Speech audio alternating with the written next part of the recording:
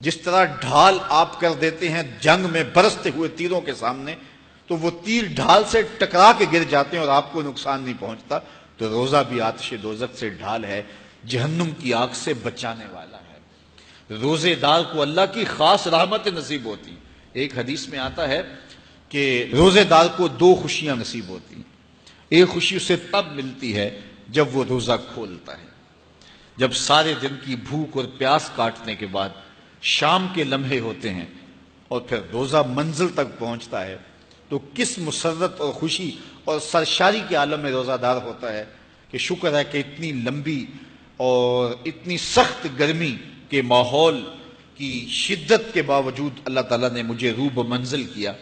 تو اس وقت ایک احساس اس کے ساتھ جڑا ہوتا ہے، اور پھر جب وہ ٹھنڈا اور میٹھا مشروب اپنے کام و دہن میں ٹپکاتا ہے اور وہ ٹھنڈا میٹھا مشروب اس کی رگوں کو تر کرتے ہوئے معدے کی طرف بڑھ رہا ہوتا ہے، اس کی زبان بولے نہ بولے دل اللہ کا شکر ادا کر رہا ہوتا ہے، اس کا ایک ایک عضو بدن رب کا شکرانہ ادا کر رہا ہوتا ہے۔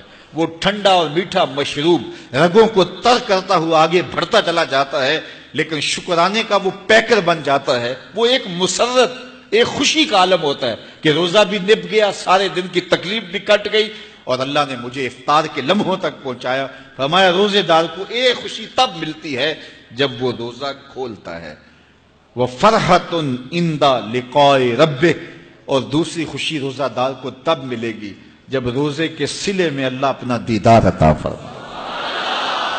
بنی آدم کے جتنے بھی عمل ہیں 10 سے لے کر 700 گنا تک اس کا ثواب اولاد آدم کو اس کا دیا جاتا ہے۔ جتنا گڑ ڈالو اتنا ہی میٹھا، تو بعض کو 10 گنا، بعض کو 70 گنا، بعض کو 100 گنا، بعض کو 700 گنا، تو 10 سے لے کر 700 گنا تک بندے کے اعمال کا صلہ دیا جاتا ہے۔ لیکن میرے حضور نے فرمایا لیکن روزہ جو ہے اللہ فرماتا ہے وہ میرے لیے ہے اور اس کا اجر میں خود عطا کروں۔ جب وہ خود عطا کرے گا تو کتنا عطا کرے گا؟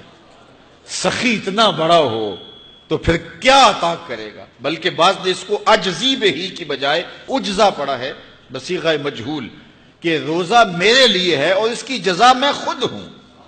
باقی اعمال کی جزا جنت ہے، جنت کی نعمتیں ہیں اور بہت کچھ ہے، لیکن روزے کی جزا میں خود ہوں۔ اور جس کو وہ خود مل گیا پھر جنت میں مل گئی، جنت والا جو مل گیا پھر جنت بھی مل گئی، جنت کی نعمتیں بھی مل گئیں۔ تو روزہ اللہ کی خوشنودی کا ذریعہ ہے، اس کی رضا کا ذریعہ ہے۔ تو خوش نصیب لوگ روزے کی برکتیں حاصل کرتے ہیں۔ اور ایک روایت میں آتا ہے جب رمضان المبارک کا آغاز ہوتا ہے اللہ اہل ایمان کو، اپنے بندوں کو محبت کی نظر سے دیکھتا ہے، اور اللہ جس کو محبت کی نظر سے دیکھ لے پھر اسے کبھی عذاب نہیں دے گا۔ اللہ اکبر۔ تو یہ روزہ دار کے لیے اللہ کی کرم نوازیاں ہیں، اللہ کی رحمتوں کے اجالے ہیں جو اس کے اوپر برستے ہیں۔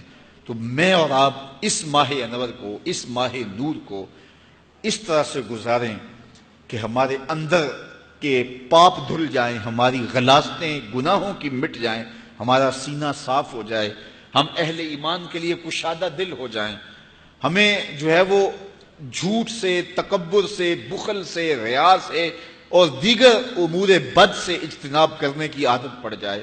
روزہ جو سکھانا چاہتا ہے ہم وہ اس سے سیکھ لیں، اور روزے کی برکات ضبط نفس کی صورت میں ہمیں نصیب ہو جائیں، تو ہم روزے کے بعد بھی، ماہ صیام کے گزرنے کے بعد بھی ایک نئی زندگی لے کر، ایک تازگی لے کر، ایک نور و روشنی لے کر کے جو ہے وہ معاشرے کے، اسلامی معاشرت کے ایک اہم فرد کی صورت کے اندر جو ہے وہ سامنے آئیں۔ تو اللہ اس ماہ صیام کی برکتیں ہمیں نصیب فرمائے۔ ہر سال مہینہ آتا ہے، گزر جاتا ہے، ہم پورا مہینہ بھوک کاٹتے ہیں اور پھر وہاں کے وہاں ہی کھڑے رہتے ہیں، تو پھر ہمیں سوچنا چاہیے، لیکن اگر تبدیلی آتی ہے تو پھر شکریہ ادا کرنا چاہیے۔ آج کی اس تاریخ میں ہم عزم کر کے اٹھیں کہ ہمارا یہ ماہ صیام ہماری زندگی میں ایک سنگ میل